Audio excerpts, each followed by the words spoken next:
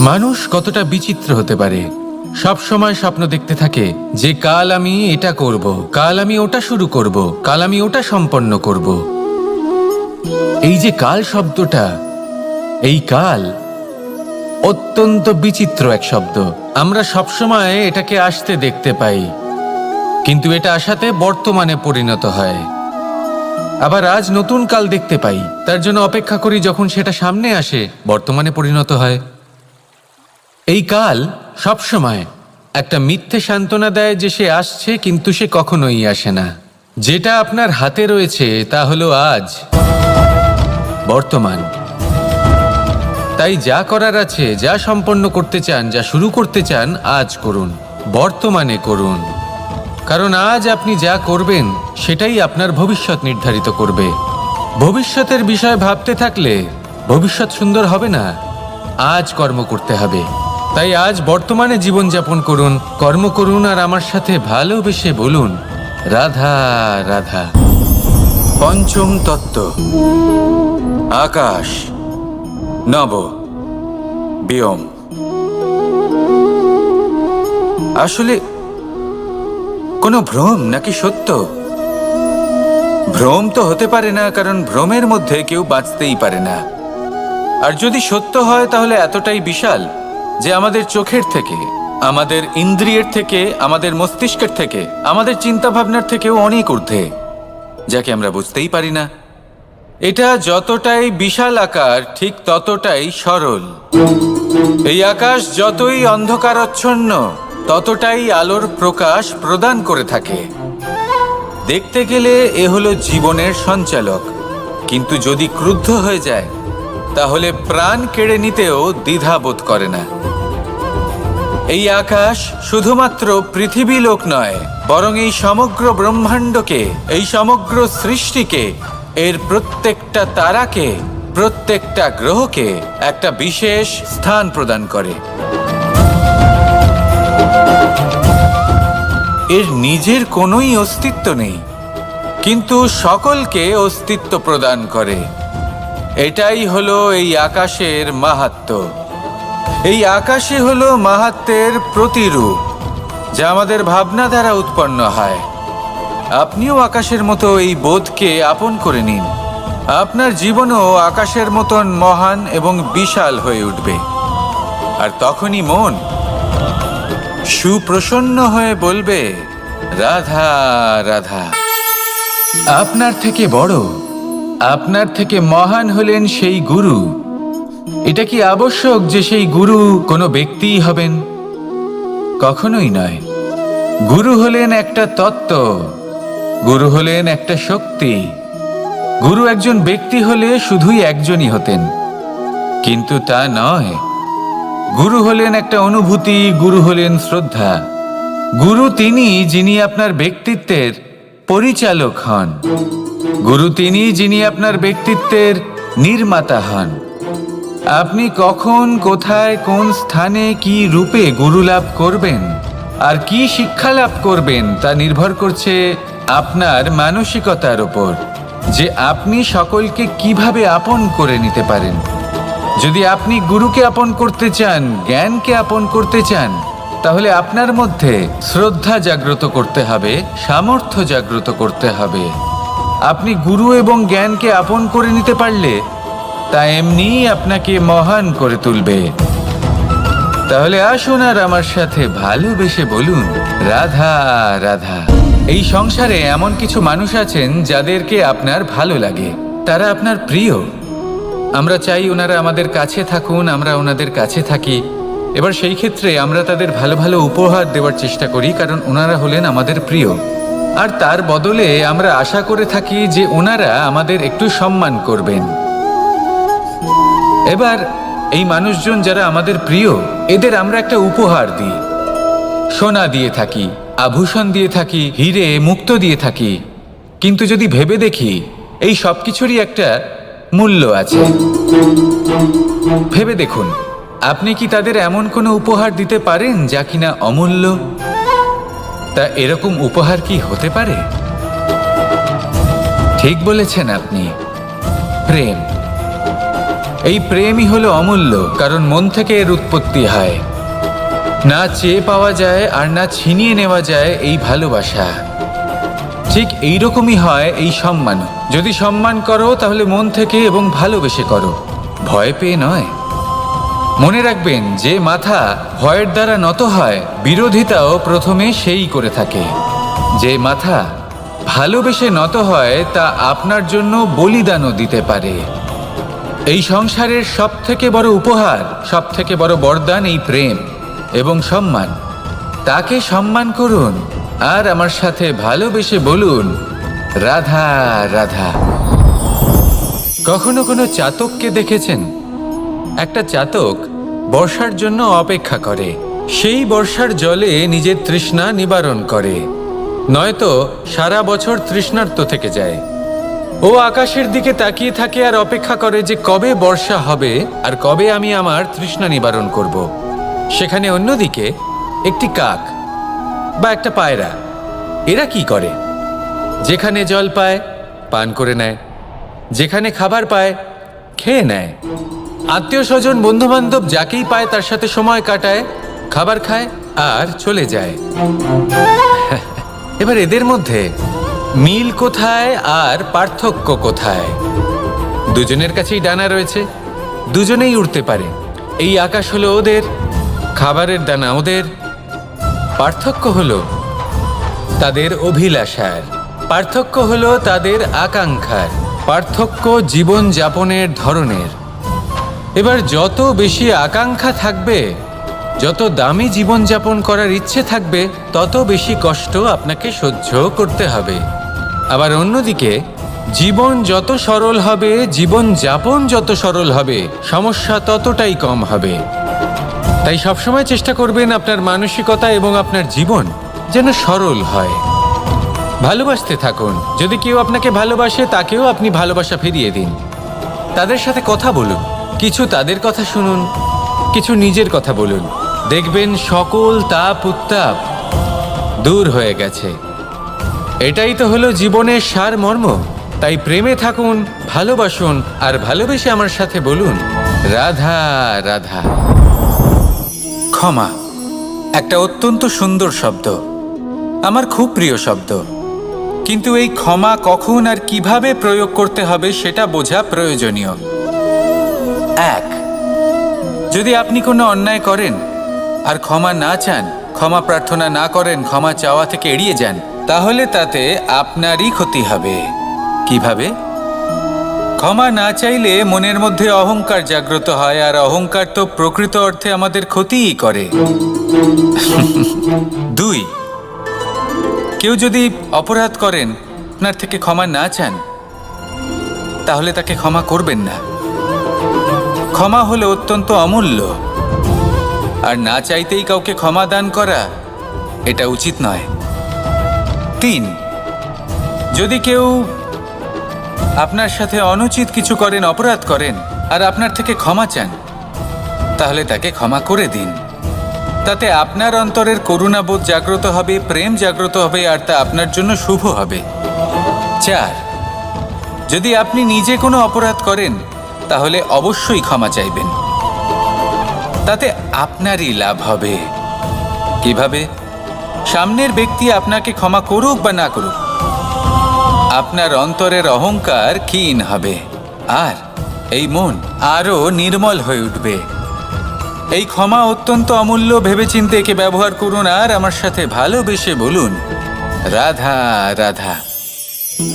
একবার একজন গুরু তার শিষ্যদের পরীক্ষা নিচ্ছিলেন। উনি ওনার প্রত্যেক শিষ্যকে একটি করে পাখি দিয়ে বললেন সেই পাখির বলি দিতে হবে, কিন্তু এমন এক স্থানে যেখানে কেউ তাদের দেখতে পাচ্ছে না।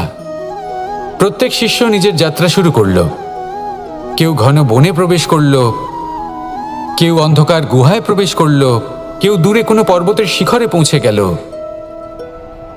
যে মুহূর্তে দেখলো তাদের কেউ দেখতে পাচ্ছে না, তারা সেই বলি দিতে চেষ্টা করলো। যেই বলি দিতে গেল, সেই পাখি আলোর কিরণে পরিবর্তিত হলো এবং লুপ্ত হয়ে গেল। একজন শিষ্য ছিল যে আবার গুরুর কাছে ফিরে এলো। সে সে বলল, ক্ষমা করবেন গুরুদেব, কিন্তু আমি এমন কোনো স্থান পেলাম না যেখানে কেউ আমাকে দেখতে পাচ্ছে না। অন্য কেউ না দেখতে পেলেও আমি নিজে দেখতে পাচ্ছিলাম, আমার অন্তর্মন দেখতে পাচ্ছিল। সেই শিষ্য বুঝতে পেরেছিল যে পরমাত্মার দৃষ্টি সবসময় তাকে দেখতে পাচ্ছে, আর ও কখনো অনুচিত কর্ম করতে পারবে না। আর শুধুমাত্র এই কারণে সেই শিষ্যই সেই পরীক্ষায় উত্তীর্ণ হলো। আসুন আর আমার সাথে ভালোবেসে বলুন, রাধা রাধা। আমরা সবাই ফল খাই, কিন্তু আমাদের সেই ফলই প্রিয় হয় যে পরিপক্ক হয়ে ওঠে, যেটা নম্র হয়, আর যে ফল অনেক বেশি মিষ্টি আর সুস্বাদু হয়ে থাকে, যাদের রঙে বাহার দেখা যায়। সেইভাবে জীবনে আমরা নানান মানুষের সাথে পরিচিত হই, কিন্তু সেই মানুষই আমাদের মন ছুঁয়ে যায় যারা বিনম্র স্বভাবের, যাদের বাণী খুব মধুর, যাদের অন্তরে আত্মবিশ্বাসের একটা তেজ, একটা রং দেখা যায়। এবার এমন ব্যক্তি আমরা কি করে হব? ঠিক সেইভাবেই যেমন একটা ফল রোদ, বর্ষা, শীত, বায়ু এই সকল সংকটময় পরিস্থিতির সম্মুখীন হয়ে পরিপক্ক হয়ে ওঠে, সেইভাবেই মানুষ সংকটময় পরিস্থিতির সম্মুখীন হয়ে পরিপক্ক হয়ে ওঠেন। যদি এই সংকটের সম্মুখীন হন তাহলে অভিজ্ঞ হবেন, আর এই অভিজ্ঞতাই শিক্ষা দিয়ে যাবে। এই অভিজ্ঞতা আমাদের শিখিয়ে দেয় যে আমাদের বিনম্র থাকতে হবে, অহংকার করে কোনো লাভ নেই। মধুর বাণীর যে কি মূল্য তা আমরা শিখতে পারি। এই অভিজ্ঞতাই আমাদের বুঝিয়ে দেয় যে উচিত অনুচিত কোনটা, আমাদের দৃষ্টিভঙ্গি তৈরি করে, আর এই দৃষ্টিভঙ্গি দ্বারা আত্মবিশ্বাস জাগ্রত হয়। সেই জন্য জীবনে কখনো বিপদ থেকে দূরে পালাবেন না, সেগুলোর সম্মুখীন হন, অভিজ্ঞতা লাভ করুন, তার থেকে শিক্ষা লাভ করুন, এইভাবেই পরিপক্ক হবেন। আসুন আমার সাথে ভালোবেসে বলুন, রাধা রাধা। মানুষ বর্তমানে নিজের জীবন অতিবাহিত করেন, কিন্তু তার জীবনে অতীতকাল এবং ভবিষ্যৎকাল এই দুটোরই সমান গুরুত্ব রয়েছে। অতীতকাল অতিবাহিত হয়ে গেছে এবং সেটা জীবিত থাকে আমাদের স্মৃতি হিসেবে, এবং ভবিষ্যৎ হলো সেটাই যেটা আমরা শুধুমাত্র কল্পনাই করতে পারি। এবার অতীতের কিছু স্মৃতি এমন থাকে যা আমাদের কাছে আনন্দময় হয় না, তা কটু হয়, দুঃখজনক হয়, যন্ত্রণাদায়ক হয়। আমরা যা কিছুই করি তা বদলে ফেলতে পারবো না, কিন্তু ভবিষ্যৎকাল সেটা আমরা রচনা অবশ্যই করতে পারি, যদি আজ আমরা শ্রেষ্ঠ কর্ম করি। যদি আজকের এই দিনটা আমরা আনন্দের সাথে অতিবাহিত করি, সুখের সাথে অতিবাহিত করি, এক একটা মুহূর্ত আমরা আনন্দ এবং ভালোবাসার সাথে অতিবাহিত করি, আপনার আজকের এই কর্ম আপনার ভবিষ্যৎ নির্ধারণ করবে। আজ আপনি যেভাবে জীবন কাটাবেন তা ভবিষ্যতে গিয়ে অতীতকালে পরিণত হবে, আর তখন আপনি এমন স্মৃতি খুঁজে পাবেন যেখানে আপনি প্রত্যেকটি মুহূর্ত প্রেম এবং আনন্দের সাথে অতিবাহিত করেছেন, এবং সেই স্মৃতি মধুর হবে। তাহলে আজ শ্রেষ্ঠ এবং উচিত কর্ম করুন, আপনি নিশ্চিত রূপে একটি উজ্জ্বল, শুদ্ধ, পবিত্র এবং আনন্দময় ভবিষ্যৎ লাভ করবেন। আসুন আমার সাথে ভালোবেসে বলুন, রাধা রাধা। এই সংসারে অনেক অনেক এমন জ্ঞানী আছেন যারা নিজের সমস্ত জীবন জ্ঞান অর্জন করতে অতিবাহিত করেছেন। এই সংসারে এমন কোনো বেদ নেই, কোনো পুরাণ নেই, কোনো শাস্ত্র নেই, কোনো ভাষা নেই যা ওনারা জানেন না। এমন কোনো বিষয় নেই যা নিয়ে ওনারা কোনো বক্তব্য রাখতে পারবেন না। কিন্তু আমরা এই সকল জ্ঞানীকে কি ভালোবাসতে পারি? এনাদের সকলকে সম্মান করতে পারি না। কারণটা কি? দেখুন, বেদ পড়া একটি আলাদা বিষয়, বেদনা বুঝতে পারা অন্য ব্যাপার। এবং বেদনা বোঝার জন্য, সেই জ্ঞান লাভ করার জন্য আপনাকে মন থেকে করুণা এবং প্রেমের সঠিক অর্থ বুঝতে হবে। সামনের ব্যক্তির বেদনা বুঝতে হবে, তার যন্ত্রণাকে বুঝতে হবে। তারপর যে জ্ঞান আপনি অর্জন করেছেন বেদ থেকে, পুরাণ থেকে, শাস্ত্র থেকে, তা প্রয়োগ করে তার বেদনার নিবারণ করা, সেটা বেশি গুরুত্বপূর্ণ। সেই জন্য জীবনে শুধুমাত্র শাস্ত্র এবং বেদ পড়ে জ্ঞান অর্জন করতে সময় নষ্ট করবেন না। মন থেকে প্রেমের কি অর্থ সেই বিষয়ে জ্ঞান লাভ করার চেষ্টা করুন, করুণাও বুঝতে চেষ্টা করুন।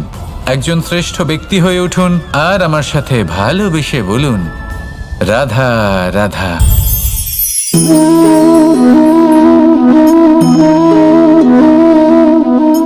জল এই সংসারের সমস্ত প্রধান তত্ত্বের মধ্যে একটি। এই জল যে কোনো জ্বালা দূর করে, আগুনকে নিভিয়ে দেওয়ার ক্ষমতা রাখে, অবিরল অবিচল ভাবে প্রবাহিত হতে পারে, একে কেউ বাধা দিতে পারে না। এর পথে বাধা সৃষ্টি করলে নিজের পথ নিজেই খুঁজে নেবে বা সে নিজেই নিজের পথ বানিয়ে নেবে, কিন্তু কখনো থামবে না। এই জল হলো মহান, আর এর একটা মহান গুণ আছে, এর নিজস্ব কোনো রং নেই। কিন্তু যখন মেঘ থেকে বৃষ্টিরূপে পৃথিবীতে ঝরে পড়ে, তখন সমস্ত সংসারকে রঙিন করে তোলে। যেখানে খরা হয়েছে সেখানে শ্যামল করে তোলে, যে স্থান শ্যামল সেখানে ভিন্ন ভিন্ন প্রকারের পুষ্প ফুটিয়ে তোলে। এই জলের মতন আমাদের হতে হবে। ওর যেমন কোনো রং নেই, আমাদেরও যেন কোনো অহংকার না থাকে। শুধু কর্মের এই ধারাতে বইতে থাকুন, এই সংসারের মঙ্গল করতে থাকুন, শ্রেষ্ঠ কর্ম করতে থাকুন। এই সংসারকে এটা বলার কোনো প্রয়োজন নেই যে আপনি কে। আপনি যদি কর্ম করতে থাকেন, তাহলে এই সংসার নিজে থেকেই আপনার মূল্য জানতে পারবে, আর তখন এই মন প্রসন্ন হয়ে বলবে, রাধা রাধা। বড়ই অদ্ভুত ব্যাপার। একটি পাথরের প্রতিমা যখন মন্দিরে স্থাপিত হয়, তখন তা আমাদের কাছে ভগবান সম হয়ে দাঁড়ায়। কিন্তু যখন একজন জীবিত মানুষ মন্দিরে গিয়ে থাকেন, তখন তার শরীর, মন, আত্মা সেই সব পাথর সম হয়ে দাঁড়ায়। কিন্তু এমনটা আমি ঠিক কেন বললাম ভেবে দেখুন। মানুষ এটা চান যে কোনো পরিস্থিতি, যে কোনো স্থানেই তার বিজয় হোক, কিন্তু এখানে এসে সে পরাজিত হয়। এরকম ঠিক কেন হয়? সমস্ত খেলা হলো ভাবনা চিন্তার, বিচারধারার, দৃষ্টিভঙ্গির, উত্তরদায়িত্বের খেলা। পাষাণের এই প্রতিমা, তার একটি উত্তরদায়িত্ব আছে, আশা ধরে রাখার দায়িত্ব। সেই আশা জানিয়ে মানুষ মন্দিরে আসেন। তেমনি মানুষের একটি উত্তরদায়িত্ব আছে, যেটা সে ভুলে যায়। আর সেই উত্তরদায়িত্ব হলো এটা, যে মন্দিরে যে ভগবানকে সে প্রসন্ন করতে যাচ্ছে, তাকে সে তখনই খুঁজে পাবে যখন পূর্ণরূপে সে সমর্পিত থাকবে। যদি মনে সমর্পণের ভাব না থাকে, তাহলে ভগবান কখনো প্রসন্ন হবেন না। নিজের উত্তরদায়িত্ব বোঝার বদলে মানুষ শুধু একটা অনুষ্ঠান পালন করেন। যেমন ফুলের একটা মালা অর্পণ করেন, আর সেই কারণেই তিনি পরাজিত হন। আপনি ফুলের মালা অর্পণ করুন, প্রসাদ অর্পণ করুন, কিন্তু মনের মধ্যে পূর্ণ সমর্পণের ভাব থাকা প্রয়োজনীয়। তবেই আপনি মন্দিরে গিয়েও প্রাণবন্ত হয়ে থাকতে পারবেন, তবেই ঈশ্বরকে প্রসন্ন করতে পারবেন। আসুন আমার সাথে ভালোবেসে বলুন, রাধা রাধা। এই প্রেম মানুষকে দিয়ে কি না করাতে পারে, বড় বড় কাজ করাতে পারে, বড় বড় বাধা পার করাতে পারে। চাইলে মরুভূমিতে কুয়ো খোঁড়াতে পারে, পর্বত পার করাতে পারে, প্রতিটা অসম্ভব কার্য সম্ভব করাতে পারে। কিন্তু যদি আমি এটা বলি যে প্রেম আপনাকে দিয়ে ছলনাও করাতে পারে, তাহলে কি আপনি তা ঠিক মনে করবেন? আপনার কি মনে হবে যে এরকম হতে পারে? অবশ্যই হতে পারে। যেমন আমি ছল করছি এই মুহূর্তে আমার রাধার জন্য, আমার প্রেমের জন্য। আমি রাধার সাথে অনন্ত প্রেম করি, নিঃস্বার্থভাবে প্রেম করি, কিন্তু তাও আমাকে একটা ঠকবাজ, স্বার্থপর, লোভী ব্যক্তি হতে হচ্ছে। এই ছলনা আমাকে করতে হচ্ছে আমার প্রেমের জন্য। এবারে আপনারা আমাকে বলবেন যে কেন কৃষ্ণ এসব করার কি দরকার? রাধার সাথে তুমি বিবাহ করে তুমি কি শান্তির নিঃশ্বাস নিতে পারো না? নিশ্চয়ই নিতে পারি। রাধার সাথে বিবাহ করে আমি ভীষণ সুখী হব, কিন্তু আমি এই কথাও জানি যে আমার রাধা সুখী হতে পারবে না। কারণ যদি এই বিবাহ হয়, তার মাতা পিতা, তার পরিবারকে বর্ষনা ত্যাগ করতে হবে। রাধার মনের মধ্যে একটা গভীর ক্ষতের সৃষ্টি হবে, দুঃখ তাকে কুরে কুরে খাবে। ও এটা মনে করবে, এটা জানবে যে ওর জন্য ওর মাতা পিতাকে এত কষ্ট ভোগ করতে হচ্ছে। এবার রাধার কষ্টকে ভিত বানিয়ে কৃষ্ণ নিজের সুখের মহল কি করে তৈরি করতে পারে? কারণ যাদের আপনি ভালোবাসেন শুধু তাদের ভাবনা নয়, আপনার প্রেমিক যাদের ভালোবাসে তাদের ভাবনার খেয়াল রাখাটাও আপনারই কর্তব্য। আর কখনো কখনো নিজের প্রেমকে উঁচুতে উঠতে দেখতে গেলে আপনাকে নিজেকে নিচে নামতে হবে। এমন কোনো কাজও আছে যা আপনাকে আপনার প্রেমের জন্য করতেই হবে। রাধা রাধা। মানুষ কতটা বিচিত্র হতে পারে। সব সময় স্বপ্ন দেখতে থাকে যে কাল আমি এটা করব, কাল আমি ওটা শুরু করব, কাল আমি ওটা সম্পন্ন করব। এই যে কাল শব্দটা, এই কাল অত্যন্ত বিচিত্র এক শব্দ। আমরা সবসময় এটাকে আসতে দেখতে পাই, কিন্তু এটা আসাতে বর্তমানে পরিণত হয়। আবার আজ নতুন কাল দেখতে পাই, তার জন্য অপেক্ষা করি যখন সেটা সামনে আসে বর্তমানে পরিণত হয়। এই কাল সবসময় একটা মিথ্যে সান্ত্বনা দেয় যে সে আসছে, কিন্তু সে কখনোই আসে না। যেটা আপনার হাতে রয়েছে তা হলো আজ, বর্তমান। তাই যা করার আছে, যা সম্পন্ন করতে চান, যা শুরু করতে চান, আজ করুন, বর্তমানে করুন। কারণ আজ আপনি যা করবেন সেটাই আপনার ভবিষ্যৎ নির্ধারিত করবে। ভবিষ্যতের বিষয় ভাবতে থাকলে ভবিষ্যৎ সুন্দর হবে না। আজ কর্ম করতে হবে। তাই আজ বর্তমানে জীবনযাপন করুন, কর্ম করুন, আর আমার সাথে ভালোবেসে বলুন রাধা রাধা। পঞ্চম তত্ত্ব, আকাশ, নব, ব্যোম। আসলে কোনো ভ্রম নাকি সত্য? ভ্রম তো হতে পারে না, কারণ ভ্রমের মধ্যে কেউ বাঁচতেই পারে না। আর যদি সত্য হয় তাহলে এতটাই বিশাল যে আমাদের চোখের থেকে, আমাদের ইন্দ্রিয়ের থেকে, আমাদের মস্তিষ্কের থেকে, আমাদের চিন্তা ভাবনার থেকেও অনেক ঊর্ধ্বে, যাকে আমরা বুঝতেই পারি না। এটা যতটাই বিশাল আকার ঠিক ততটাই সরল। এই আকাশ যতই অন্ধকারাচ্ছন্ন ততটাই আলোর প্রকাশ প্রদান করে থাকে। দেখতে গেলে এ হলো জীবনের সঞ্চালক, কিন্তু যদি ক্রুদ্ধ হয়ে যায় তাহলে প্রাণ কেড়ে নিতেও দ্বিধাবোধ করে না। এই আকাশ শুধুমাত্র পৃথিবী লোক নয়, বরং এই সমগ্র ব্রহ্মাণ্ডকে, এই সমগ্র সৃষ্টিকে, এর প্রত্যেকটা তারাকে, প্রত্যেকটা গ্রহকে একটা বিশেষ স্থান প্রদান করে। এর নিজের কোনোই অস্তিত্ব নেই, কিন্তু সকলকে অস্তিত্ব প্রদান করে। এটাই হলো এই আকাশের মাহাত্ম্য। এই আকাশে হলো মাহাত্ম্যের প্রতিরূপ, যা আমাদের ভাবনা দ্বারা উৎপন্ন হয়। আপনিও আকাশের মতো এই বোধকে আপন করে নিন।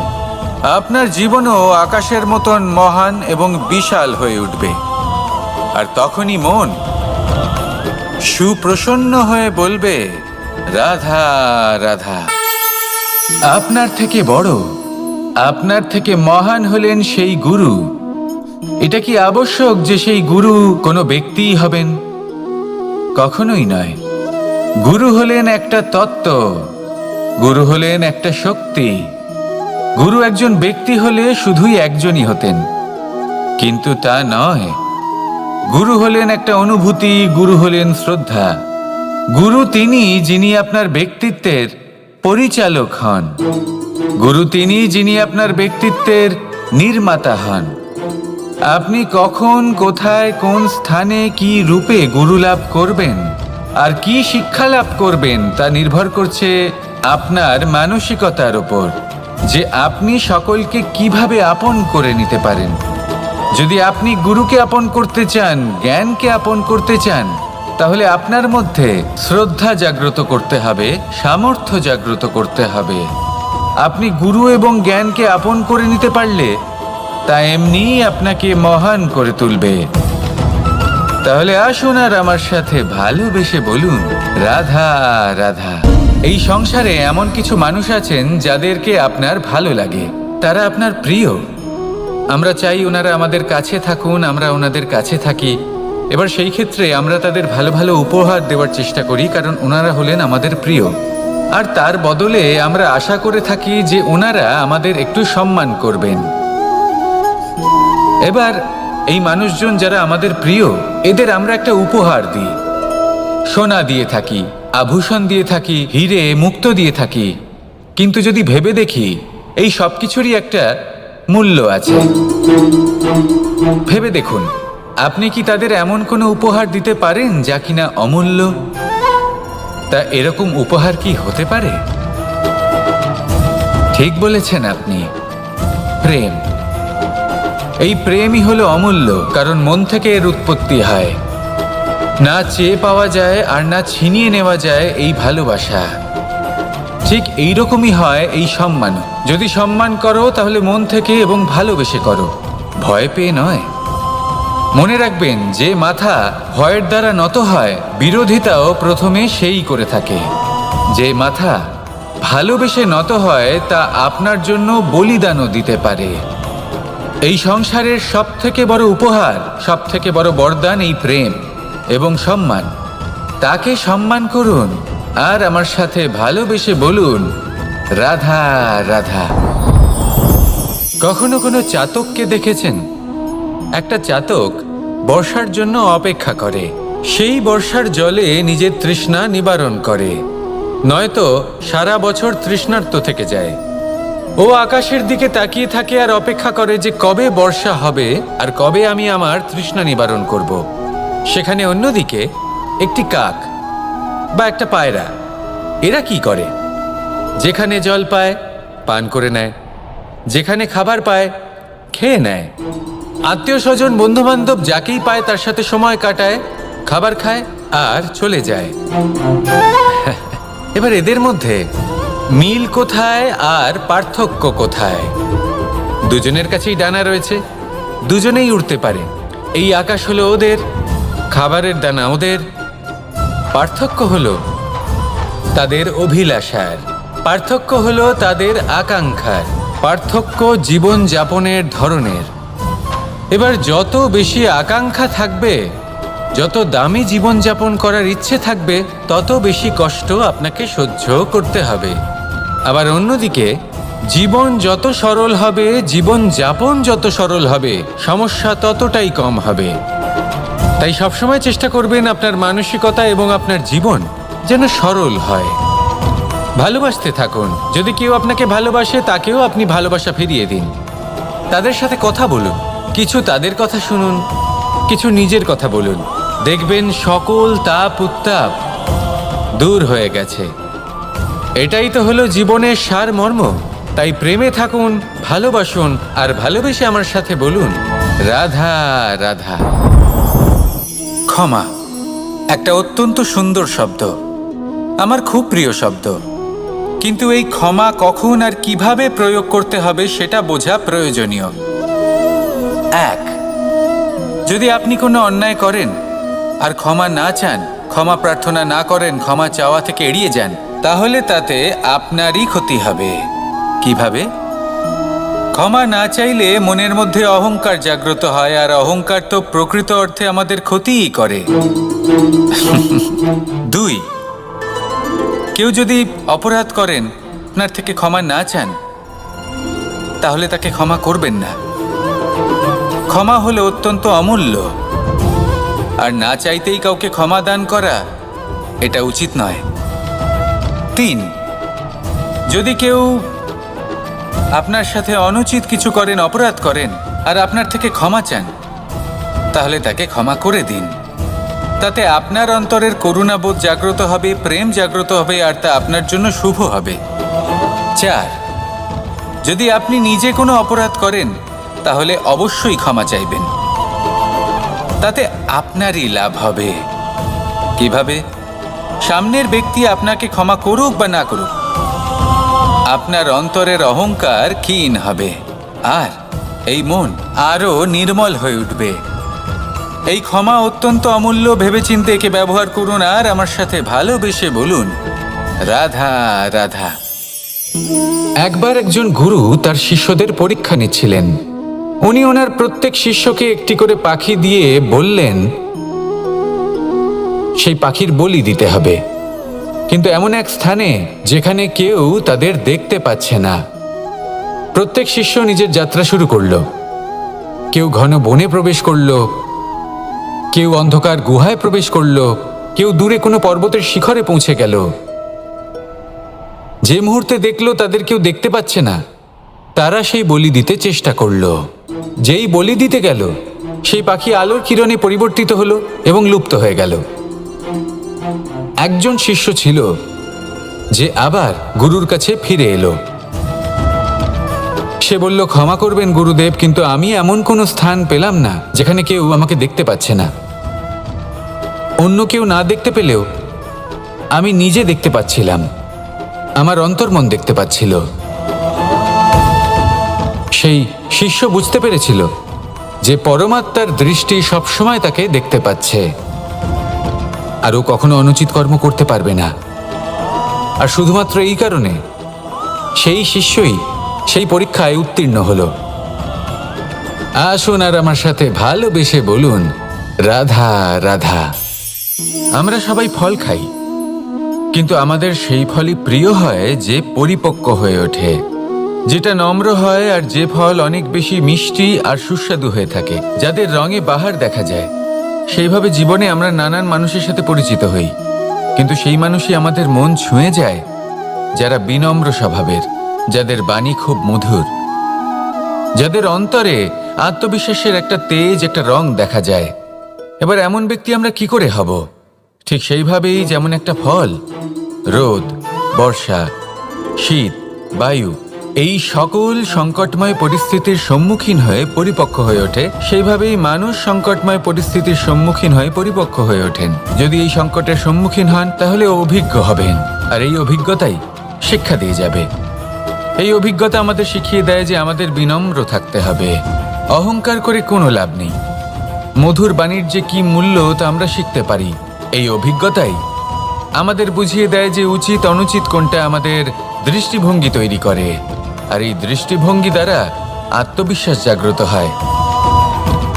সেই জন্য জীবনে কখনো বিপদ থেকে দূরে পালাবেন না, সেগুলোর সম্মুখীন হন, অভিজ্ঞতা লাভ করুন, তার থেকে শিক্ষা লাভ করুন, এইভাবেই পরিপক্ক হবেন।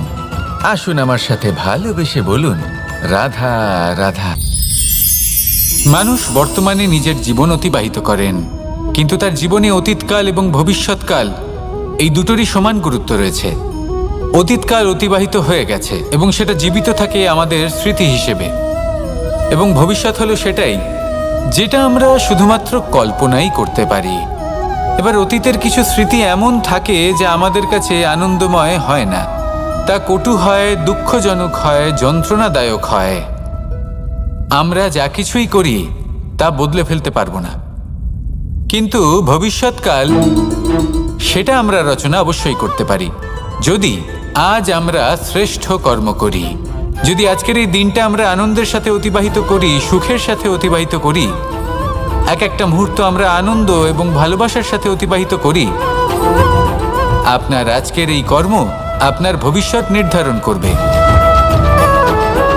আজ আপনি যেভাবে জীবন কাটাবেন তা ভবিষ্যতে গিয়ে অতীতকালে পরিণত হবে, আর তখন আপনি এমন স্মৃতি খুঁজে পাবেন যেখানে আপনি প্রত্যেকটি মুহূর্ত প্রেম এবং আনন্দের সাথে অতিবাহিত করেছেন, এবং সেই স্মৃতি মধুর হবে। তাহলে আজ শ্রেষ্ঠ এবং উচিত কর্ম করুন, আপনি নিশ্চিত রূপে একটি উজ্জ্বল, শুদ্ধ, পবিত্র এবং আনন্দময় ভবিষ্যৎ লাভ করবেন।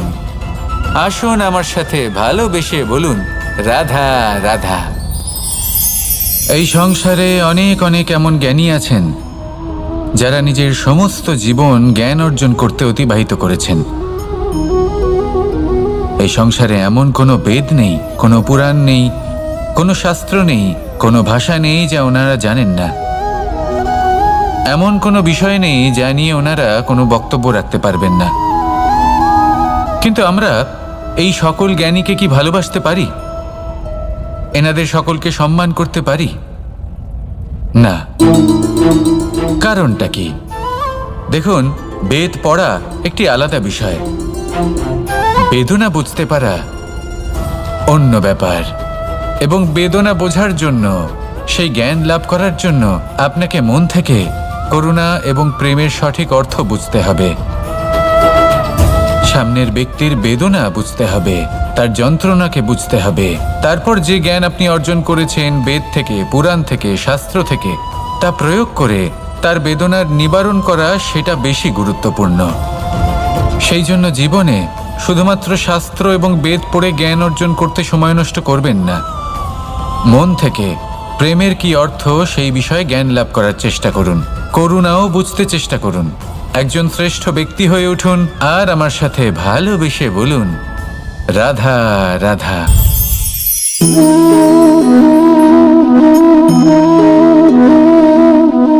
জল এই সংসারের সমস্ত প্রধান তত্ত্বের মধ্যে একটি। এই জল যে কোনো জ্বালা দূর করে, আগুনকে নিভিয়ে দেওয়ার ক্ষমতা রাখে, অবিরল অবিচলভাবে প্রবাহিত হতে পারে, একে কেউ বাধা দিতে পারে না। এর পথে বাধা সৃষ্টি করলে নিজের পথ নিজেই খুঁজে নেবে বা সে নিজেই নিজের পথ বানিয়ে নেবে, কিন্তু কখনো থামবে না। এই জল হলো মহান, আর এর একটা মহান গুণ আছে, এর নিজস্ব কোনো রং নেই। কিন্তু যখন মেঘ থেকে বৃষ্টিরূপে পৃথিবীতে ঝরে পড়ে, তখন সমস্ত সংসারকে রঙিন করে তোলে। যেখানে খরা হয়েছে সেখানে শ্যামল করে তোলে, যে স্থান শ্যামল সেখানে ভিন্ন ভিন্ন প্রকারের পুষ্প ফুটিয়ে তোলে। এই জল, এই জলের মতন আমাদের হতে হবে। ওর যেমন কোনো রং নেই, আমাদেরও যেন কোনো অহংকার না থাকে। শুধু কর্মের এই ধারাতে বইতে থাকুন, এই সংসারের মঙ্গল করতে থাকুন, শ্রেষ্ঠ কর্ম করতে থাকুন। এই সংসারকে এটা বলার কোনো প্রয়োজন নেই যে আপনি কে। আপনি যদি কর্ম করতে থাকেন তাহলে এই সংসার নিজে থেকেই আপনার মূল্য জানতে পারবে, আর তখন এই মন প্রসন্ন হয়ে বলবে, রাধা রাধা। বড়ই অদ্ভুত ব্যাপার, একটি পাথরের প্রতিমা যখন মন্দিরে স্থাপিত হয় তখন তা আমাদের কাছে ভগবান সম হয়ে দাঁড়ায়। কিন্তু যখন একজন জীবিত মানুষ মন্দিরে গিয়ে থাকেন তখন তার শরীর, মন, আত্মা সেই সব পাথর সম হয়ে দাঁড়ায়।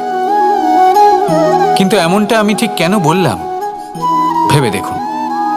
মানুষ এটা চান যে কোনো পরিস্থিতি, যে কোনো স্থানেই তার বিজয় হোক, কিন্তু এখানে এসে সে পরাজিত হয়।